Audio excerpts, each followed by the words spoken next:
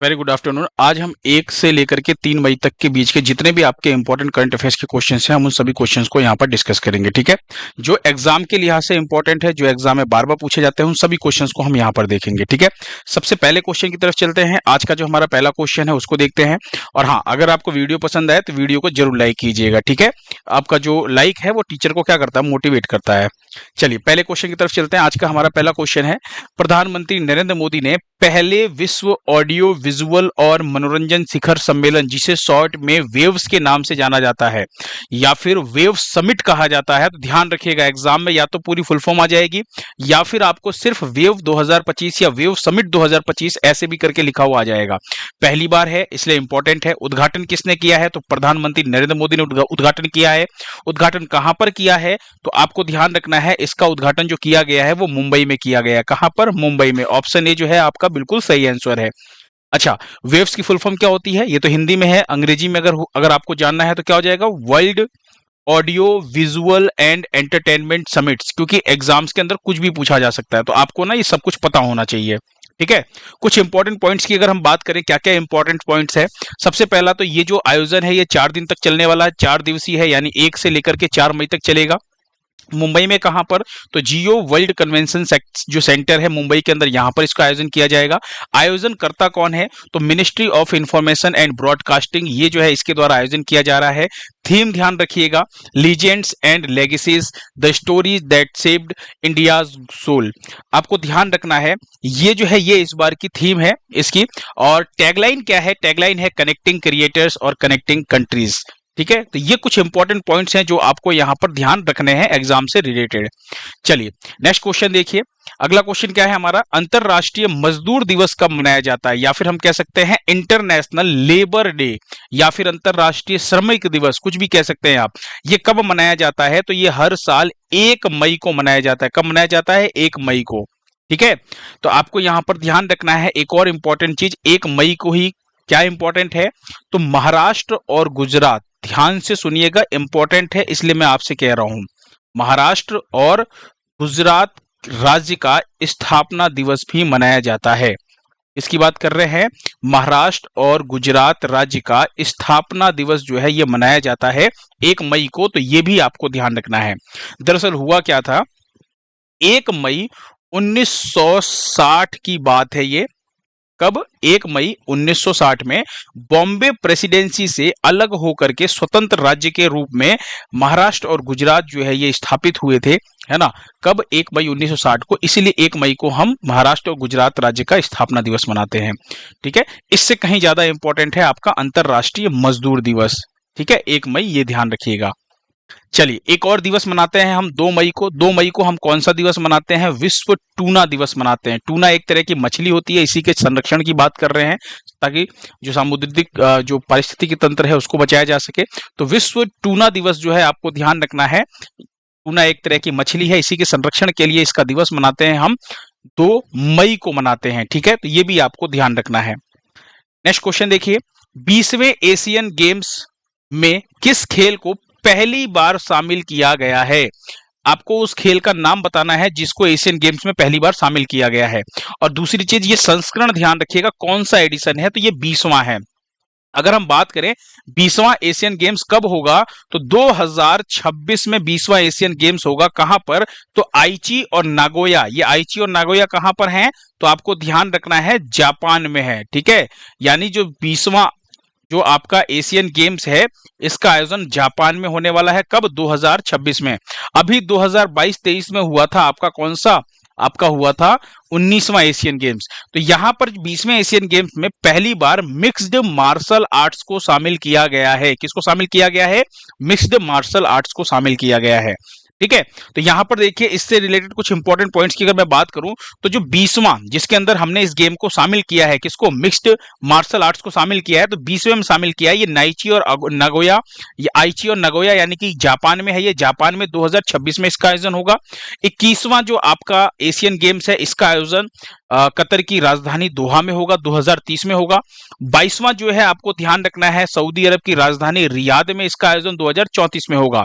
पहली बार इसका आयोजन कब हुआ था, ये एग्जाम में क्वेश्चन पूछा जा चुका है ऑलरेडी, ठीक है। तो ध्यान रखिएगा, एशियन गेम्स का पहली बार आयोजन नई दिल्ली यानी कि भारत में हुआ था, 1951 में हुआ था, 1951 में।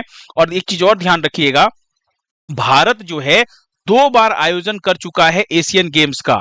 एक बार तो आपको पता चल गया 1951 में, 1951 में नई दिल्ली में हुआ था, और जो दूसरी बार आयोजन हुआ था वो आपको ध्यान रखना है, वो 1982 में हुआ था। और ये ध्यान रखिएगा कौन सा संस्करण था उस समय, तो ये 9वां संस्करण था। और मजे की बात यह है कि ये भी नई दिल्ली में ही आयोजित हुआ था। कहां पर? नई दिल्ली में इसका आयोजन हुआ था। तो याद करना थोड़ा सा आसान रहेगा। दोनों बार नई दिल्ली में आयोजन हुआ है, 1982 में, 1951 में, 9वां संस्करण भी यहीं पर हुआ था। अच्छा, एशियन गेम्स की बात करते हैं तो चलिए, 2026 वाला तो इंपॉर्टेंट है, याद हो ही गया आपको। 2022 वाला 2023 में हुआ था कोरोना की वजह से, तो आपको ध्यान रखना 19वां एशियन गेम्स हांगजाऊ चीन के अंदर हुआ था। कहां पर हुआ था? हांगजाऊ चीन में हुआ था 2022 में। और ध्यान रखिएगा इसके अंदर आपको क्या ध्यान रखना है कि टॉप पर कौन था? तो टॉप पर था आपका चाइना, लेकिन हमारे लिए इंपॉर्टेंट क्या है? भारत। भारत कौन से स्थान पे था? तो आपको ध्यान रखना है इसके अंदर भारत जो है वो चौथे स्थान पर था, और कुल 107 मेडल भारत ने जीते थे, ये आपको ध्यान रखना है। समझ में आया? चलिए अगला क्वेश्चन देखिए। बैडमिंटन वर्ल्ड फेडरेशन की बात कर रहे हैं, जिसे शॉर्ट में क्या कहा जाता है? BWF। इसकी नई अध्यक्ष अभी कौन बनी है? तो इसकी नई अध्यक्ष बनी है, ऑप्शन बी आपका बिल्कुल सही है, खुनयिंग पटामा लिस्वा द तरकुल। थोड़ा सा नाम आपको अजीब लग रहा है, इसको 2-3 बार अगर आप याद करेंगे ना तो आपको याद हो जाएगा। क्या? खुनयिंग पटामा लिस्वा द तरकुल। ये दरअसल है कहां की? तो ये थाईलैंड की हैं। अब आप समझ गए होंगे कि थाईलैंड की हैं, तो थाईलैंड के लोगों का नाम जो होता है ना वो ऐसा ही होता है। तो यहां पर आपको ध्यान रखना है, इन्होंने जगह किसकी ली है? तो पॉल एरिक हॉयर की इन्होंने जगह ली है, खुनयिंग पटामा ने, ठीक है। थाईलैंड की है ये, और अब ये नई अध्यक्ष बनी है किसकी? BWF यानी बैडमिंटन वर्ल्ड फेडरेशन की। अब यहां पे एक चीज और ध्यान रखिएगा, जो पॉल एरिक होयर थे ना, ये 2013 में बने थे, और इन्होंने 12 साल तक, 2013 में अध्यक्ष बने थे, और 12 साल तक इन्होंने अध्यक्षता की BWF की। अब इनकी जगह ली है खुनयिंग पटामा ने। अच्छा, नर्मदेश्वर तिवारी से कुछ याद आ रहा है आपको? अभी जो वायुसेना है, वायुसेना के उप प्रमुख कौन बनाए गए हैं? याद आया किसी को? उप प्रमुख की बात कर रहे हैं, वाइस चीफ की बात कर रहे हैं, तो ये ध्यान रखिएगा, वायुसेना के उप प्रमुख नर्मदेश्वर तिवारी बने हैं। ये भी ध्यान रखिएगा, पढ़ा चुका हूं मैं आपको पिछली क्लास में। BWF की बात करूं तो इसकी स्थापना 5 जुलाई 1934 में होती है, और इसका जो मुख्यालय है, जो हेडक्वार्टर है, वो मलेशिया की राजधानी कुआलालंपुर में है, ठीक है। अगला क्वेश्चन देखिए, हाल ही में किसके द्वारा प्रोजेक्ट कुइपर के तहत 27 सैटेलाइट को लॉन्च किया गया है? कितने सैटेलाइट को? तो 27 सैटेलाइट के एक समूह को लॉन्च किया गया है। नाम ध्यान रखिएगा, प्रोजेक्ट कुइपर। ये किसका प्रोजेक्ट है? तो आपको ध्यान रखना है, ये अमेजन का प्रोजेक्ट है। किसका प्रोजेक्ट है? अमेजन का प्रोजेक्ट है। अच्छा, इसका उद्देश्य क्या है? इस प्रोजेक्ट का उद्देश्य क्या है? तो उद्देश्य है कि जो दूर दराज के जो क्षेत्र हैं, है ना, उन सभी क्षेत्रों में ब्रॉडबैंड इंटरनेट सेवा पहुंचाना। कौन सी सेवा? इंटरनेट सेवा पहुंचाना। अच्छा, इंटरनेट सेवा किसके माध्यम से? सैटेलाइट के माध्यम से। अब होगा क्या? देखिए, अभी तक अगर हम बात करें तो जो हमारी पृथ्वी है, इसके ऊपर क्या किया जाता है? टावर लगा दिया हमने। अब इस टावर की रेंज जहां तक जाएगी वहां तक नेटवर्क आता है ना। और अगर हम बात करें तो आप लोग अगर जैसे गांव में नानी के घर, दादी के घर अगर आप लोग कभी गए होंगे गांव में, तो आपको ऐसा महसूस हुआ होगा कि वहां पे इंटरनेट नहीं चल रहा है, या फिर बात करने के लिए आपको छत पर चलना पड़ता है, या फिर बात करने के लिए आपको घर से थोड़ा दूर आगे पीछे कहीं खेतों में जाना पड़ता होगा, कहीं बाग बगीचे में जाना पड़ता होगा, जहां पे आपका फोन का नेटवर्क आ रहा हो। तो ये जो सारी समस्या हो रही है ना, ये सारी समस्या नहीं होगी, क्योंकि हम सीधा सैटेलाइट के माध्यम से, इसके माध्यम से, सीधा सैटेलाइट के माध्यम से जब चीजों को कवर करेंगे तो पूरी पृथ्वी कवर होगी। तो ऐसे में अगर आप किसी जंगल में भी है ना, अमेजन के घने जंगलों में है आप, है ना, तो वहां पर भी आपको ये नेटवर्क मिलेगा। आप किसी ग्रामीण क्षेत्र में है तब भी आप इंटरनेट की सुविधा का लाभ उठा सकते हैं। क्योंकि ये सैटेलाइट के माध्यम से ये इंटरनेट सेवा प्रोवाइड की जाएगी, जो हर जगह पे समान रूप से रहेगा। ऐसा ही एक प्रोजेक्ट आपने सुना होगा, एलन मस्क का स्टारलिंक स्पेस इंटरनेट सेवा। स्टारलिंक एलन मस्क का, याद आ रहा आपको? उसी को टक्कर देने के लिए प्रोजेक्ट कुइपर जो है ये अमेजन ने लॉन्च किया है, ठीक है। चलिए बात करते हैं, यहां पर देखिए, एलन मस्क की स्टार लिंक स्पेस इंटरनेट सेवा को टक्कर देने के लिए इसे अमेजन ने लॉन्च किया है। कब लॉन्च किया? तो 28 अप्रैल 2025 को लॉन्च किया है। कहां से? कैप केनावेरल स्पेस फोर्स स्टेशन जो कि फ्लोरिडा के अंदर है, यहां से इसको लॉन्च किया है। और यूनाइटेड लॉन्च अलायंस के एटलस 5 रॉकेट से इसको लॉन्च किया गया है। ठीक है, तो प्रोजेक्ट कुइपर का नाम ध्यान रखिएगा। प्रोजेक्ट कुइपर के तहत 27 सैटेलाइट को लॉन्च किया गया है। कितने? 27 सैटेलाइट के समूह को लॉन्च किया गया है इंटरनेट सेवा प्रदान करने के लिए। यह चीज आपको ध्यान रखनी है, अमेजन के द्वारा। ठीक है, नेक्स्ट क्वेश्चन देखिए। World press freedom index 2025 important है, पहले भी एग्जाम में ये क्वेश्चन बना है ना, पहले भी पूछा गया है। भारत कौन से स्थान पर है इस रैंकिंग के अंदर?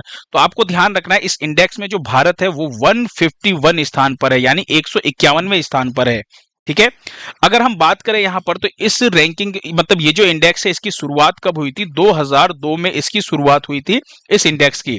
अच्छा, बात करते हैं जारी कौन करता है, तो कुछ इंपॉर्टेंट पॉइंट्स को देखिए। यहां पर जारी करता है रिपोर्ट्स विदाउट बॉर्डर्स। ये आपको ध्यान रखना, वार्ड्स नहीं है, बॉर्डर्स है। ठीक है, टाइपिंग मिस्टेक है ना, ये टाइपिंग मिस्टेक है, तो ये ध्यान रखिएगा। रिपोर्ट्स विदाउट बॉर्डर्स जो है ना, और इसको अगर हम कहें तो RSF शॉर्ट में कहा जाता है, इसके द्वारा जारी किया गया है।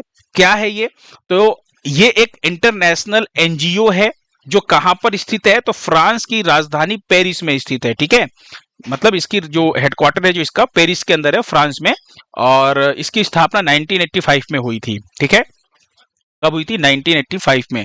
और यही जो है इस वर्ल्ड प्रेस फ्रीडम इंडेक्स को जारी करता है। वर्ल्ड प्रेस फ्रीडम इंडेक्स है क्या? यानी किस देश में प्रेस को कितनी आजादी है, यानी मीडिया की बात कर रहे हैं, प्रेस को कितनी स्वतंत्रता मिली है, उसको बताता है ये, है ना, उसके हिसाब पे ये रैंकिंग जो है ये जारी करता है। तो इस रैंकिंग के अंदर टोटल 180 देश शामिल थे। तो कुल देश आपको ध्यान रखना है।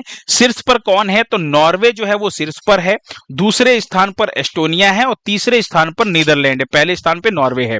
भारत की रैंकिंग इंपॉर्टेंट रहती है ना, भारत की रैंकिंग अक्सर पूछी जाती है, आपको ध्यान रखना है। तो भारत जो है 151वें नंबर पे है। 2024 में भारत 159th नंबर पे था, यानी 159वें स्थान पे था। और इसमें 180वें स्थान पर, यानी सबसे लास्ट में कौन है? तो इरिट्रिया जो कंट्री है वो सबसे लास्ट में है। यहां पर देखिए, पहले नंबर पे कौन है? तो नॉर्वे, आपको ध्यान रखना है। ठीक है, उसके बाद भारत की एक रैंकिंग ध्यान रखिएगा, 151वें नंबर पे है भारत, और एक इरिट्रिया ध्यान रखिएगा जो सबसे लास्ट में है 180 नंबर पे। ठीक है, चलिए अगला क्वेश्चन देखिए। हाल ही में गिरिजा व्यास का निधन हुआ है और उनका संबंध किस क्षेत्र से है? तो गिरिजा व्यास जो है ये एक केंद्रीय मंत्री रह चुकी हैं। अगर बात करें यहां पर, तो इनका संबंध किससे है? राजनीति के क्षेत्र से है। और अगर हम कहें तो ये कांग्रेस की तरफ से, किसकी तरफ से? मतलब कांग्रेस पार्टी जो है उसकी मेंबर रह चुकी हैं, ये कांग्रेस की सदस्य हैं, है ना, थी, अब नहीं है। और बात करें इनकी, तो इनके भी हाल ही में 79 वर्ष की आयु में इनका निधन हुआ है। 8 जुलाई 1946 में इनका जन्म हुआ था, 1 मई 2025 को इनका निधन हो गया। यही है गिरिजा व्यास। अगर गिरिजा व्यास की बात करें अगर हम यहाँ पर, तो एक लाइन जरूर और ध्यान रखिएगा भाई, ये कांग्रेस से सांसद थी, ये तो आपको ध्यान रखना ही रखना है, कांग्रेस की पार्टी मेंबर थी। इंपॉर्टेंट ये है आपके लिए, क्योंकि एग्जाम जैसे समीक्षा अधिकारी हुआ, पीसीएस का हुआ, यूपीएससी का एग्जाम हुआ, उसमें थोड़े स्टेटमेंट वाइज क्वेश्चन पूछे थे डिटेल में। तो आपको ध्यान रखना, राष्ट्रीय महिला आयोग की अध्यक्ष रह चुकी हैं ये, तो ये आपको पता होना जरूरी है, ये इंपॉर्टेंट है कि राष्ट्रीय महिला आयोग की अध्यक्ष रह चुकी हैं 2005 से लेकर के 2011 तक, यानी 2 बार अध्यक्ष रह चुकी है। चूंकि राष्ट्रीय महिला आयोग की अध्यक्ष का जो कार्यकाल होता है वो 3 साल का होता है ना, तो ये 2 बार राष्ट्रीय महिला आयोग की अध्यक्ष रह चुकी हैं।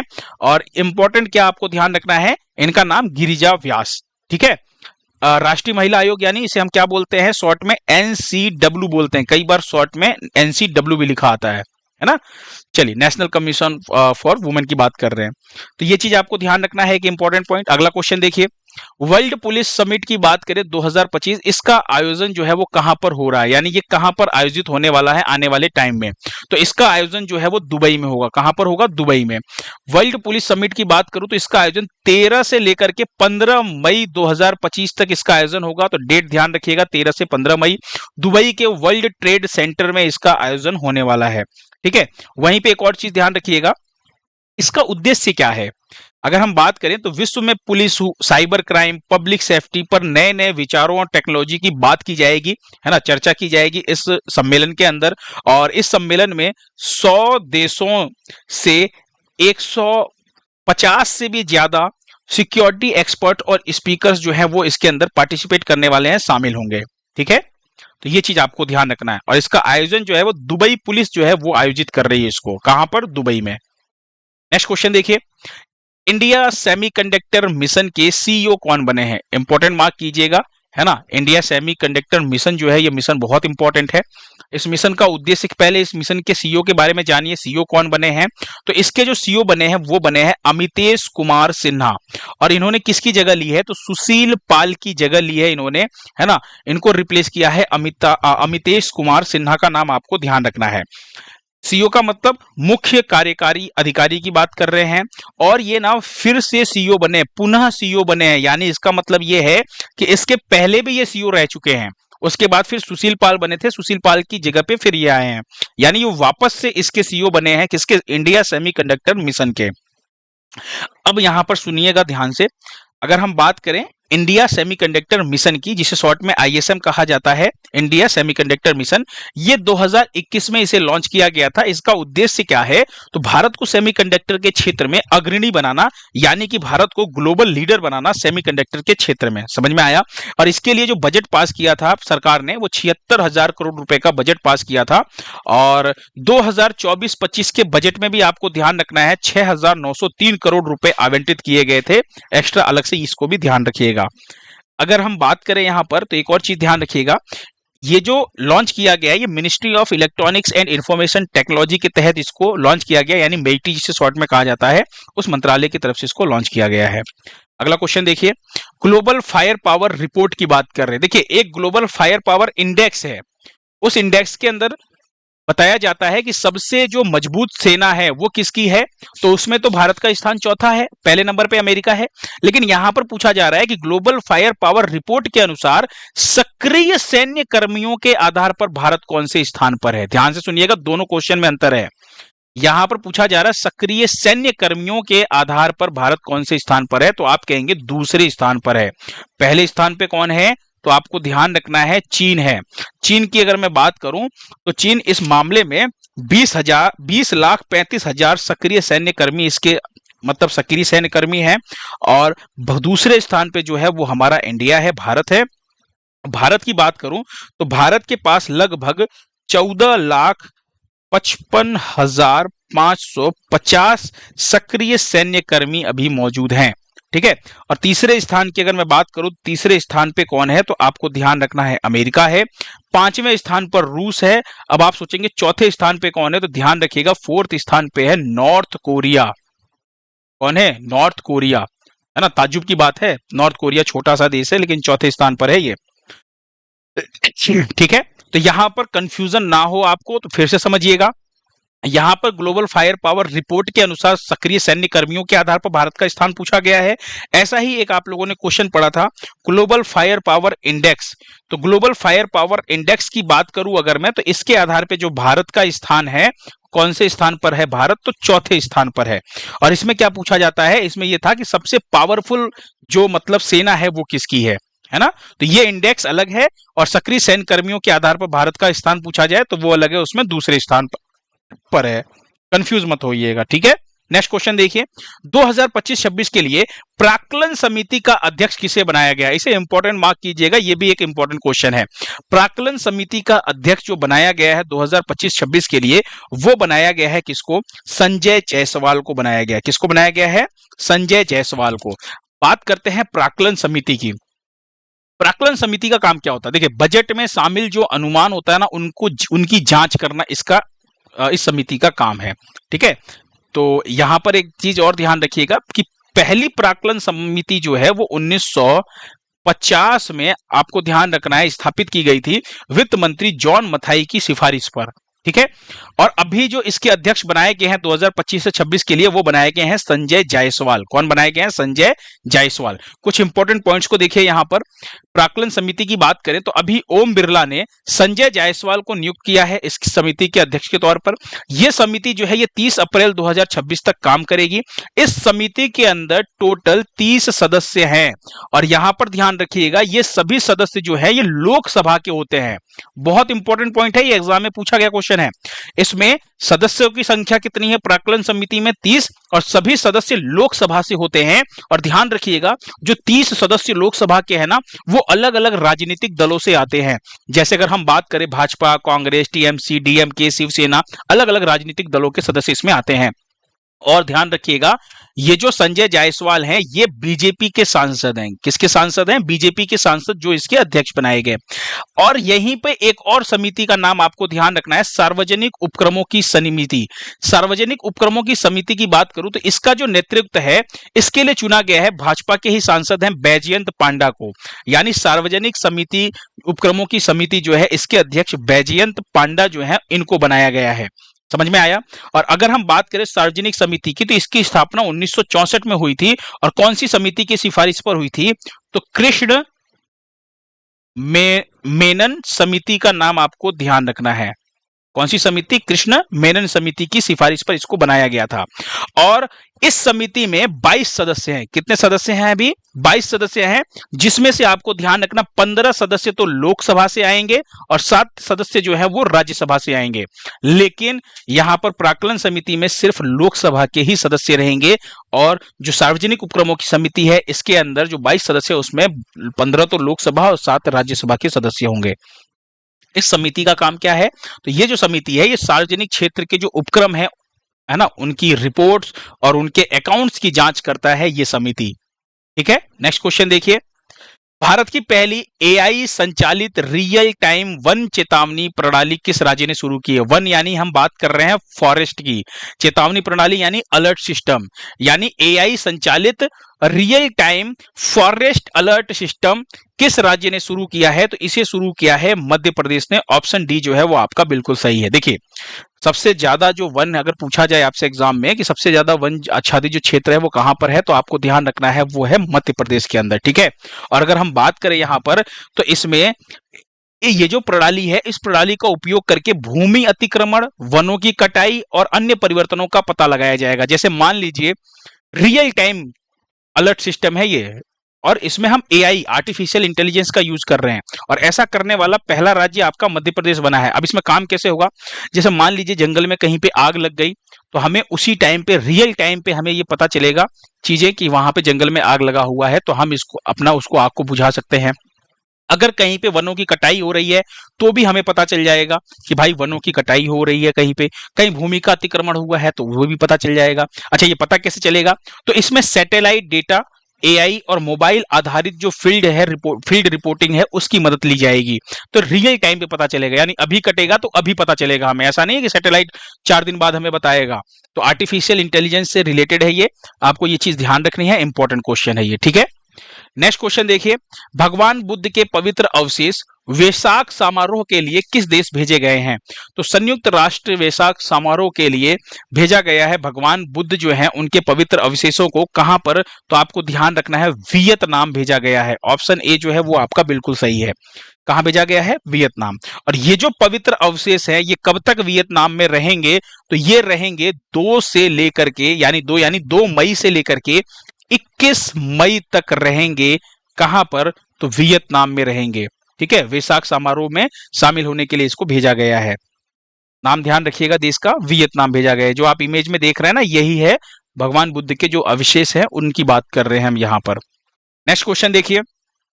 राष्ट्रीय सुरक्षा सलाहकार बोर्ड, जिसे शॉर्ट में NSAB कहा जाता है, इसके प्रमुख कौन बने हैं? तो आप यहां पर इमेज में देख रहे हैं आलोक जोशी को। ये है आलोक जोशी, है ना। ऑप्शन सी आपका बिल्कुल सही है। आलोक जोशी जो है वो राष्ट्रीय सुरक्षा सलाहकार बोर्ड के क्या बने हैं? प्रमुख बने हैं। अब यहां पर एक चीज ध्यान दीजिएगा, आलोक जोशी कौन है? तो ध्यान रखिएगा, आलोक जोशी जो है ये रॉ के पूर्व अध्यक्ष रह चुके हैं। समझ में आया आपको? रॉ के पूर्व प्रमुख हैं ये। रॉ का मतलब आपको पता है ना, research and analysis wing. Raw जो हमारी भारत की खुफिया एजेंसी है, उसकी बात कर रहे हैं। अच्छा, ये जरूरत क्यों पड़ी? तो अभी आपको ध्यान रखना है कि राष्ट्रीय सुरक्षा सलाहकार के तौर पर अजीत डोभाल अभी भी हैं, वो राष्ट्रीय सुरक्षा सलाहकार हैं। यहां पर हम बोर्ड की बात कर रहे हैं, और इस बोर्ड का गठन जो है, जो पहलगाम आतंकी हमला हुआ है ना, तो सरकार ने पहलगाम आतंकी हमले के बाद इस राष्ट्रीय सुरक्षा सलाहकार जो बोर्ड है, इसका गठन किया अभी हाल ही में। तो इसका पुनर्गठन किया गया है। पहली बार इसका गठन जो किया गया था 1998 में गठित किया गया था। अभी इसका पुनर्गठन किया गया है ना। राष्ट्रीय सुरक्षा सलाहकार अजीत डोभाल हैं, वो अलग चीज है, और यहाँ पे हम बोर्ड की बात कर रहे हैं जिसका पुनर्गठन किया गया है। अभी इसके अध्यक्ष, अभी रॉ के जो पूर्व अध्यक्ष हैं, है ना, पूर्व प्रमुख है आलोक जोशी, इनको बनाया गया है।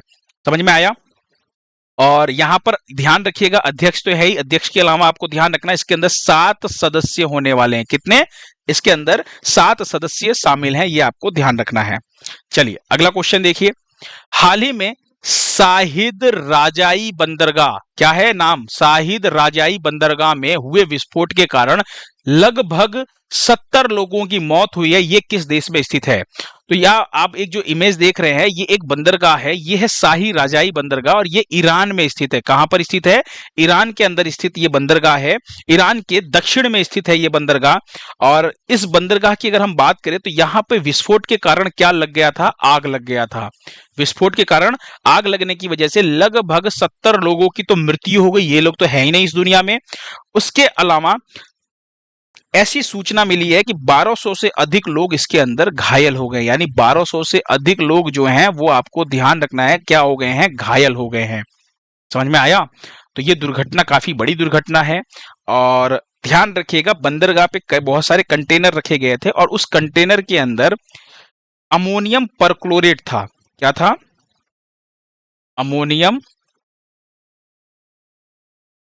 परक्लोरेट।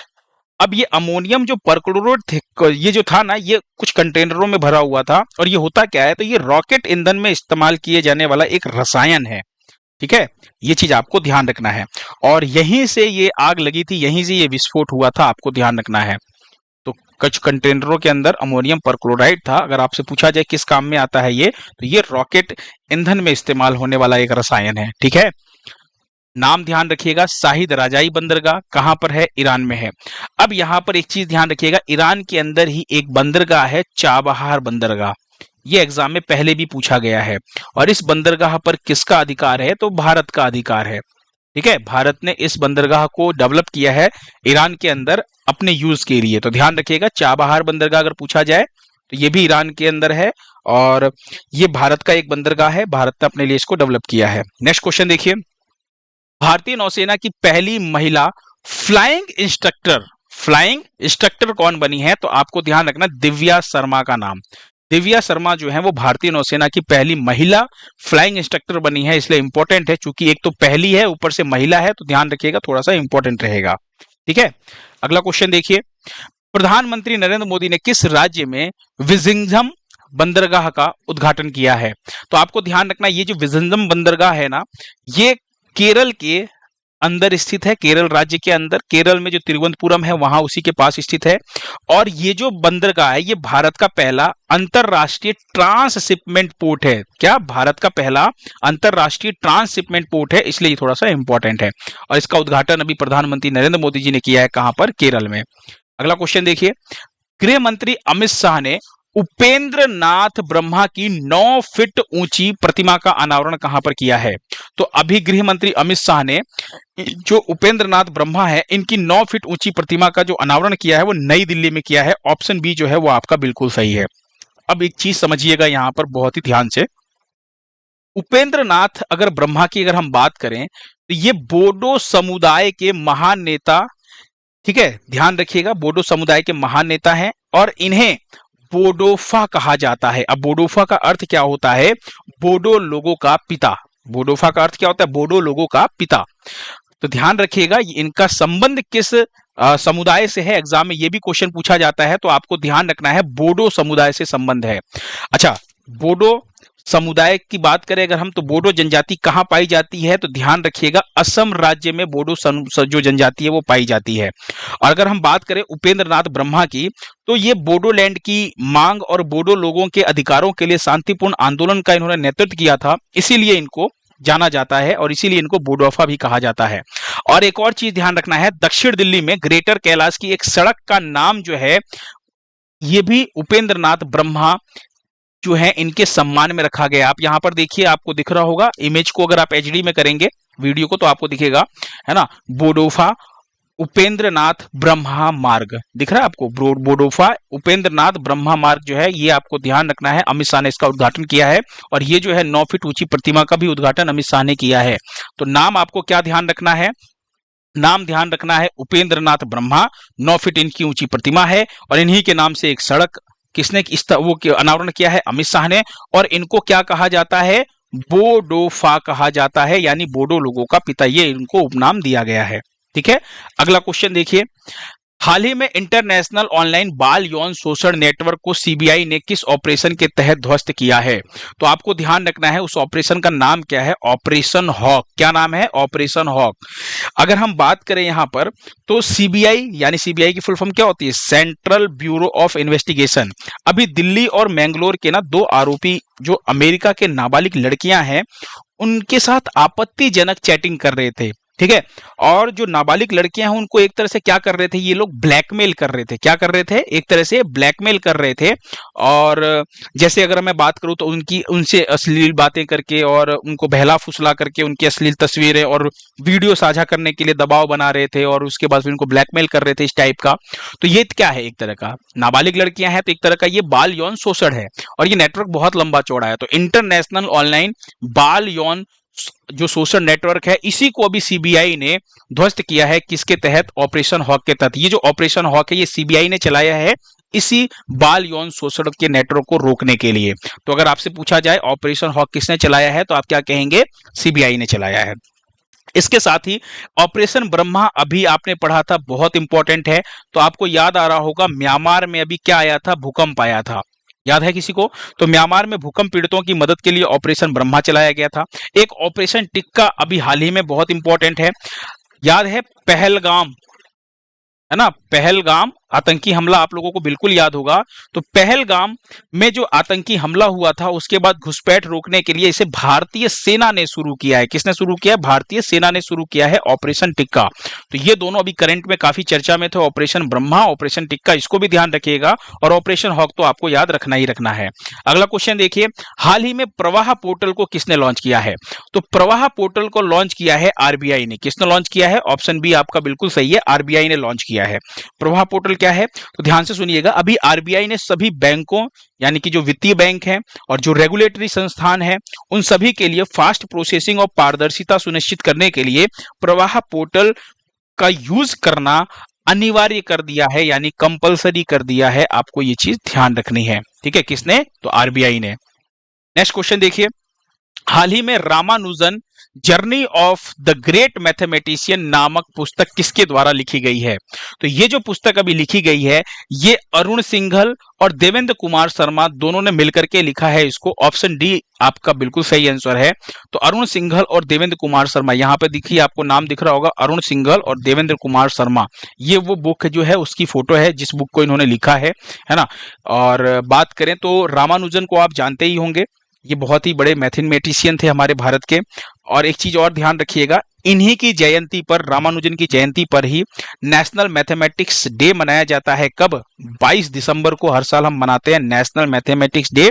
किसकी जयंती पर, तो इन्हीं की जयंती पर, रामानुजन की जयंती पर। समझ में आया? चलिए, लास्ट टाइम पे मैंने आपसे क्वेश्चन पूछा था, क्वेश्चन क्या पूछा था मैंने कि फिजी के सर्वोच्च सम्मान companion of the order Fiji से किसे सम्मानित किया गया है? तो आप सभी में से बहुत से बच्चों ने आंसर दिया था मधुसूदन साई, बिल्कुल सही था आंसर, है ना। और साथ ही साथ आपको ध्यान रखना है पिछले साल राष्ट्रपति द्रौपदी मुर्मू को भी, किसको, राष्ट्रपति द्रौपदी मुर्मू जो है इनको भी ये फिजी का सर्वोच्च सम्मान जो है प्राप्त हुआ था। ठीक है, और आज आपके लिए टुडे क्विज में एक क्विज है। टुडे क्विज में बात करें तो पंडित चतुरलाल कौन थे जिनके सम्मान में डाक विभाग द्वारा डाक टिकट जारी किया गया था? ठीक है, आपको कमेंट बॉक्स में आंसर देना है। और ध्यान रखिएगा पीडीएफ जो है वो आपको टेलीग्राम चैनल पर आपको अवेलेबल है, आप वहां से डाउनलोड कर लीजिएगा। ठीक है, वीडियो को लाइक जरूर कीजिएगा, मोटिवेशन बढ़ता है टीचर का। थैंक यू सो मच, मिलते हैं कल नेक्स्ट लेक्चर में।